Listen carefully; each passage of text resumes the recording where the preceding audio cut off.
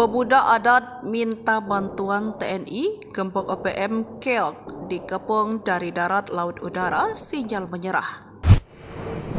Tindakan brutal OPM membakar sekolah, merusak jembatan dan menerori guru serta menembak warga sipil dianggap telah menghambat pembangunan. Hal ini diungkapkan Ketua Pemuda Adat Wilayah Seireri Nabire yang juga Sekjen DPP Barisan Merah Putih RI Ali Kabiyai.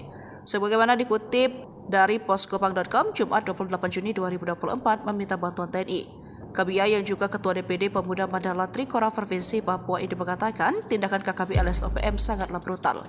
Kekacauan yang mereka lakukan ini menghambat pembangunan pemerintah daerah dan menghambat sektor pendidikan, ekonomi, dan lain sebagainya, sehingga menyebabkan aktivitas masyarakat pun terhambat, kata Ali. Sederet ulah keji membakar sekolah yang sama saja telah menghancurkan mimpi, cita-cita, serta harapan seluruh generasi muda di Papua. Hal ditegaskan Kapolda Papua Inspektur Jenderal Polisi Matius Devahiri prihatin dampaknya bagi generasi muda di Papua.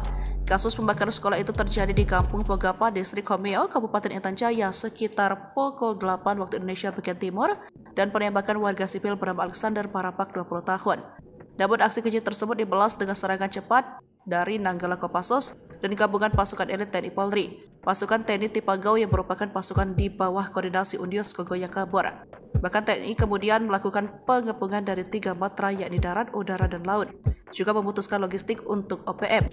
Tindakan inilah yang membuat anak buah Undios kemudian melakukan teror dengan pindah-pindah lokasi. Namun persembunyian terbongkar dan kini terus diburu TNI Polri.